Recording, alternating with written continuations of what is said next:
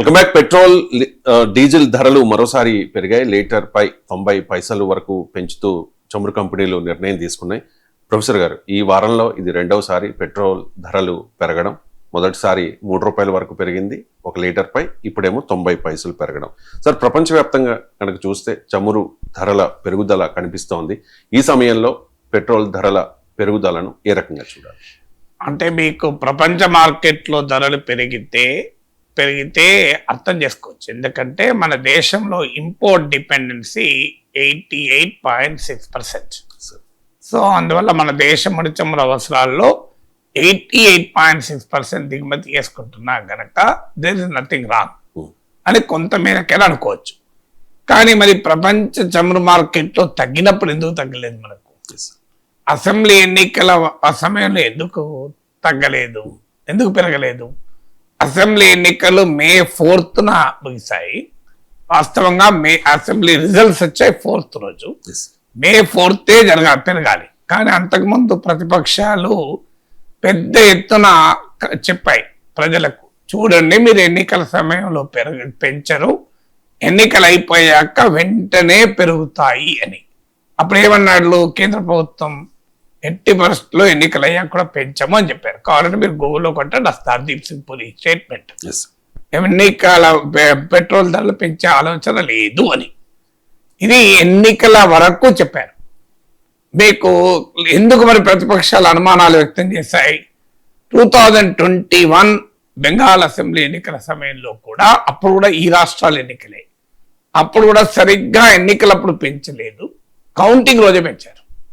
So అందువల్ల ఈ రోజు కూడా కౌంటింగ్ రోజు పెరుగుతాయి అని ప్రతిపక్షాలు హెచ్చరిస్తే పదే ప్రభుత్వం డిఫెండ్ చేసుకున్నది ఏంటి?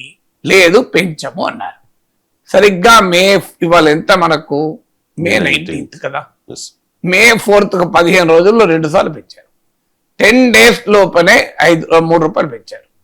పోనీ నాకు ఇంకో క్వశ్చన్, 5 రోజుల కింద 3 రూపాయలు పెంచినప్పుడు తెలియని భారం ఈ 5 రోజుల్లోనే ఎందుకు అర్థమైంది? మళ్ళీ 90 పైసలు మళ్ళీ ఎందుకు వడ్డించారు అంటే, మీరు చూడండి, ప్రజల నుంచి ప్రతిఘటన రాకపోతే, ప్రతిపక్షాలు పెద్ద ఎత్తున ప్రజా సమీకరణ చేయలేకపోతే ఖచ్చితంగా పెట్రోల్ 20 to 30 రూపీస్ పెరుగుతుంది.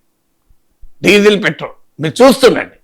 ప్రతిఘటన ఉంటే ప్రభుత్వాలు భయపడతాయి. ఎన్నికలు దగ్గరలో లేవు. ఇప్పుడు 20 to 30 పెంచుతారు. గ్లోబల్ క్రూడ్ ఆయిల్ ప్రైసెస్ కాస్త ఇరాన్ వారైపోయినాక మళ్ళీ శాంతం అవుతాయి. అప్పుడు మీరు యూపీ ఎన్నికలకు ముందు ఇందులో 5 రూపాయలు తగ్గిస్తారు. తగ్గించి మోడీ హైతో ముమ్కిన్ హై, చూడండి మేము తగ్గిస్తున్నా చెప్తారు. అంటే 20 నుంచి 30 పెంచి 5 నుంచి 10 తగ్గిస్తారు. మీరు చూడండి, తగ్గించి మేము తగ్గించామని చెప్తారు. 2027 ఉత్తరప్రదేశ్ ఎన్నికలకు ముందు చేస్తారు ఈ పని. అందువల్ల అప్పుడు ఉత్తరప్రదేశ్ ఎన్నికలకు ముందు భారీగా తగ్గించటానికి వీలుగా ఇప్పుడు భారీగా, అంతకన్నా భారీగా పెంచి కూర్చుంటారు. ఎందుకంటే ఇప్పుడు ఎన్నికలు లేవు, చేసేది ఏమీ లేదు ప్రజలు. సో అందువల్ల ఇప్పుడు మనకు అసలు డిబేట్ లేదు, ఏమీ కాదు అనే ధైర్యం. అందువల్ల క్లియర్గా కనబడుతుంది ఇందులో మోసం. నిజంగానే పెట్రోల్ ధరలు ప్రపంచ మార్కెట్ని కలిసి ఉంటే మీరు కంపారిజన్ చేయండి కావాలంటే. 2014లో ఇప్పుడున్న ధరే ఉంది ఆల్మోస్ట్ $108. ఇప్పుడు కూడా తెహ్రాన్ 105 to 110 మధ్యలో ఉంది. ఇప్పుడు మీరు ఆ రోజు పెట్రోల్ ధర ఢిల్లీలో 70 రూపీస్, హైదరాబాద్లో కాస్త డిఫరెంట్ 3-4 రూపాయలు దాటి ఉండొచ్చు. అంటే ఇండియాలో 72 రూపీస్. ఇవాళ కూడా same global crude oil price అంతే ఉంది. ఎందుకు మరి ఇప్పుడు ఇంత రేటు పెరుగుతోంది? నియర్లీ మీకు 60%, 60% ఎబో కదా. ఎందుకంటే దీనికి ఆన్సర్ ఉండాలి కదా.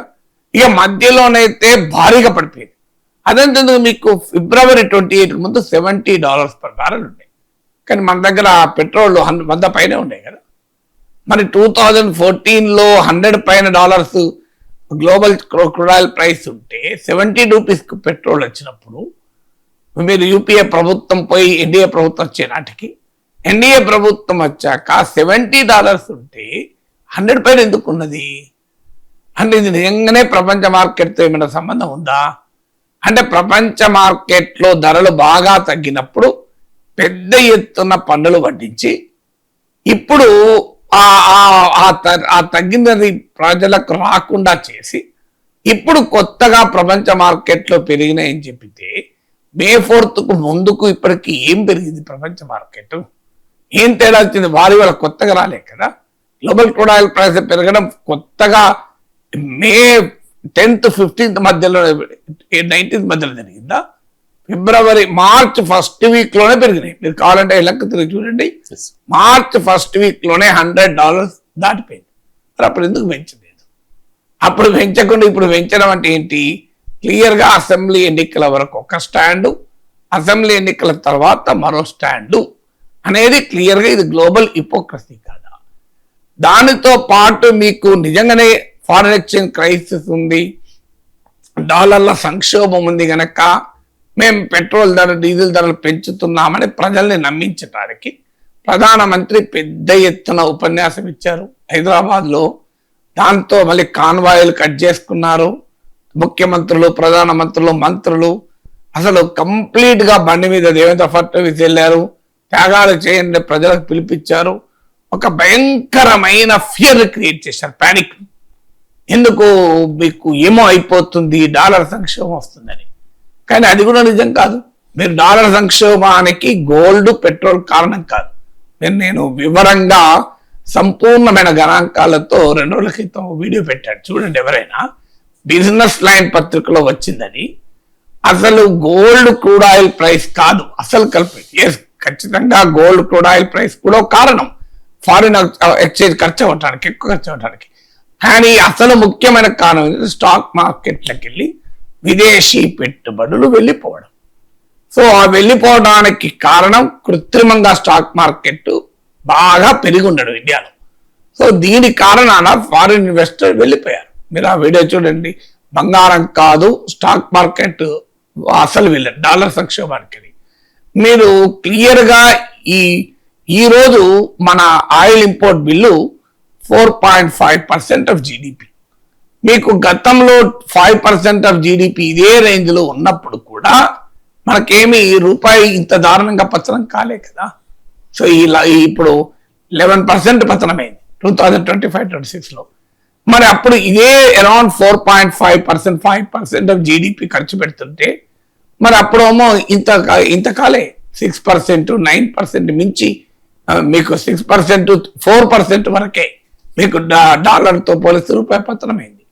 అంటే క్లియర్గా మీరు ప్రజల్ని ఒక మభ్య పెట్టడానికి, ప్రజల్ని ఒక వాతావరణం క్రియేట్ చేసి ఏమీ చేయలేక పెంచాల్సి వస్తుందని చెప్పడానికి హైదరాబాద్ సభలో తెలంగాణ బీజేపీ రాజకీయ మీటింగ్ లో దేశానికి ఒక పెద్ద ఉపన్యాసం ఇచ్చి డాలర్ సంక్షోభం వస్తున్నట్లు ఒక వాతావరణం క్రియేట్ చేసి పెద్ద బంగారం కొనద్దు, ఫారెన్ ట్రావెల్ ఆపండి, ఫారెన్ కమాడిటీస్ కొనకండి, అసలు మేము కూడా తగ్గించుకుంటున్నాం అని చెప్పి కాన్వాయిలు తగ్గించి నానా వివస్థ చేసి ఇప్పుడు స్లోగా వడ్డన మొదలైంది. మీరు చూడండి. అంటే ముందు మేము ప్రిపేర్ చేస్తాం, తర్వాత వార్తలు పెడతామని. అంటే ముందు ప్రిపేర్ చేశారు, భయం క్రియేట్ చేసి. భయం అయిన తర్వాత ఏం చేస్తాం మనం? వెంటనే ఓకే అంటాం. ఇది ఇప్పుడు మీరు ఇది చేయకపోతే ఇది ప్రమాదం వస్తుందన్నాక ఎవరైనా మనిషే కదా. మరి అందువల్ల ఇది క్లియర్ ఒక ట్రాప్ మనకు కనబడుతోంది. నిజంగా ఇండియాలో ఫారెన్ ఎక్స్చేంజ్ క్రైసిస్ ఉందా? ఇలా $691.11 బిలియన్ ఫారెన్ ఎక్స్చేంజ్. సో ఇది కన్జర్వేటివ్ ఎస్టిమేట్స్ ప్రకారం కూడా ఎస్బీఐ రీసెర్చ్ ప్రకారం 8 months ఆఫ్ ఇంపోర్ట్ బిల్లు సరిపోతుంది. కొన్ని అంచనాల ప్రకారం అయితే 11 months ఆఫ్ ఇంపోర్ట్ బిల్లు కూడా సరిపోతుంది. మరి ఎందుకు మీరు లేని ఫారెన్ ఎక్స్చేంజ్ ఈ 2 నెలల్లో $38 బిలియన్ తగ్గిన మాట నిజం. గోల్డ్ ఇంపోర్ట్ బిల్ పెరిగిన మాట నిజం. 1.3% ఆఫ్ జీడిపి నుంచి 2% ఆఫ్ జీడిపి అయింది. మీకు ఆయిల్ ఇంపోర్ట్ బిల్లు పెరిగిన మాట నిజం. కానీ అది చూపెట్టి అసలు ఏదో ప్రపంచమే మునిగిపోతున్నట్లుగా ఒక వాతావరణం క్రియేట్ చేసి దానికి ప్రభుత్వంలో ఉన్న వాళ్ళు త్యాగాలు చేస్తున్నట్లు ఒక నటన చేసి ఇప్పుడు పెద్ద ఎత్తున పట్టిస్తున్నారు. మీరు చూడండి, ఇప్పుడు కాన్వాయిలు తగ్గించుకుంటున్నారు. ఫారిన్ ట్రావెల్ నిన్నగాక మొన్న ఆంధ్రప్రదేశ్ మంత్రులు సింగపూర్ వెళ్ళారు. అప్పుడు మరి ఫారిన్ ఎక్స్చేంజ్ ఖర్చు కాలేదా? రూపాయల ఖర్చు పెట్టారా? ఎన్ని రోజుల కిందండి ఈ వార్ స్టార్ట్ అయినాకనే వెళ్ళారు కదా. మన ఇప్పుడు గ్లోబల్ ఆయిల్ ప్రైసెస్ ఎక్కువనే ఉన్నాయి కదా. మోడీ హైదరాబాద్ స్పీచ్ తోనే భారతదేశానికి డాలర్ సంక్షేమం అర్థమైందా? అంటే ఈ పొలిటికల్ గా ఒక వాతావరణం క్రియేట్ చేసి అయిపోయింది. మోడీ లాంటి వారు ఏం చేస్తారు, 2 కార్లకు పరిమితం అయ్యాడు, ఇక మనకు తప్పుతుందా పెట్రోల్ డీజిల్ పెట్రోల్ ఉంటున్నారు. సో దీనికి ఇంకొక పాయింట్ కూడా, ఇది నిజంగానే గ్లోబల్ మార్కెట్ ఒక్క దాని వల్లనే జరుగుతుందా? నేను ఇంతకుముందు చెప్పినట్టు 2014తో పోల్చిన ధరలు ఉన్నాయి. ఇప్పటికి కూడా మీకు మధ్యలో అయితే సగానికి సగం పడిపోయింది. మీకు 2013 ఆ ప్రాంతంలో $140 పర్ బ్యారెల్ ఉండే కదా. అప్పుడు ఇంత ఫారిన్ ఎక్స్చేంజ్ రిజర్వ్స్ కూడా లేవు కదా. మరి ఇంత ఫారిన్ ఎక్స్చేంజ్ రిజర్వ్స్ లేనప్పుడు కూడా $140 పర్ బ్యారెల్ ఉన్నా మరి ఈ ప్రైస్ లేదు ఎప్పుడు. మరి అప్పుడు యూపీఏ ప్రభుత్వంలో ఉన్నప్పుడు $140 పర్ బ్యారెల్ అయింది. మరి వాళ్ళు ఇంత రేట్ పెట్టలేదే, $70 ఉంది కదా పెట్రోలు. మరి ఇప్పుడే ఎందుకు ఎక్కువ అవుతుంది? దీనికి ఆన్సర్ లేదు. సో మీకు గవర్నమెంట్ ఫెయిల్యూర్స్ ఇక్కడ మనం చెప్పాలి. 2014లో మన ఇంపోర్ట్ డిపెండెన్సీ 77.6%. ఇవాళ మన ఇంపోర్ట్ డిపెండెన్సీ 88.6%. చూడు ఎంత తేడా ఉందో చూడండి. మరి 11% వరకు మనము దిగుమతుల పైన ఆధారపడడం పెరగటానికి ప్రభుత్వ పాలసీ ఫెయిల్యూర్ కాదా? ఎందుకంటే ఒకప్పుడు మనకు ప్లానింగ్ కమిషన్ ఉండే, అందులో ఎన్ని లోపాలున్నా ఏదో కొంత ప్లానింగ్ జరిగేది. ఇప్పుడు ఆ ప్లానింగ్ లేదు. కంప్లీట్ గా ప్లానింగ్ అబాండన్ చేసి నీతి ఆయోగ్ ఒక కార్పొరేట్ స్టైల్ సంస్థలను పెట్టారు. అది ఏం చేస్తుందో తెలియదు. ఎక్కడన్నా ప్లానింగ్ కనబడ్డదా? ఒక మోడీ రివ్యూ, మన పెట్రోల్లో ఇంపోర్ట్ డిపెండెన్సీ తగ్గించుకోవాలి, మనము విదేశాలను దిగుమతులు తగ్గించుకోవాలని ఈ 12 ఏళ్లలో పెట్టి ఎక్స్ప్లోరేషన్ ప్రొడక్షన్ పెంచడానికి చేసిన కృషి మీరు ఎప్పుడన్నా విన్నారా? ఒక సీరియస్ కృషి. అలాగే మీకు స్ట్రాటజిక్ ఆయిల్ రిజర్వ్స్ అంటారు, వ్యూహాత్మక చమురు నిల్వలు. ఇది ఇంటర్నేషనల్ బెంచ్ మార్క్ 90 days ఉండాలి. ఇవాళ మన పరిస్థితి ఏంటి? 10 days లోపలే ఉన్నాయి.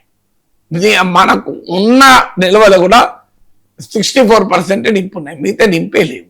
దీనికి కారణం ఇది. ఇవాళ ఇందులో ఎడిటోర్లు వచ్చి చూడండి, స్ట్రాటజిక్ ఆయిల్ రిజర్వ్స్ లో మన వైఫల్యాలు ఏంటని. మరి ఆ పరిస్థితి మనం తెచ్చుకున్న తర్వాత ప్రభుత్వ వైఫల్యాల్ని ప్రజలపైన నెట్టడం ఎందుకు? ప్రభుత్వము పన్నులు పెంచి అది ప్రపంచ మార్కెట్ పైన నెట్టడం ఎందుకు? ఇదంతా చేస్తూ అది కూడా ఎన్నికల సమయంలో మేము పెంచామని చెప్పి ఎన్నికలైన తర్వాతనే భారీగా వడ్డనేందుకు?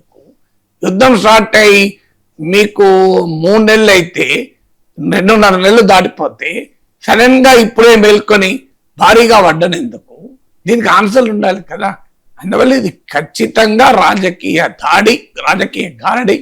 ఇది భారీగా మీరు ఎవరమో మనం ప్రతిఘటించకపోతే 20 to 30 రూపీస్ పెరుగుతుంది. అసలు ఇప్పటికే కాస్ట్ ఆఫ్ ఇన్ఫ్లేషన్ భారీగా పెరిగింది. మీకు హోల్సేల్ ఇన్ఫ్లేషన్ రికార్డు లెవెల్లో ఉంది, 8.89% ఉంది. ఇంకా ప్రజల జీవితాలు దుర్భరం అయితే రెసిస్ట్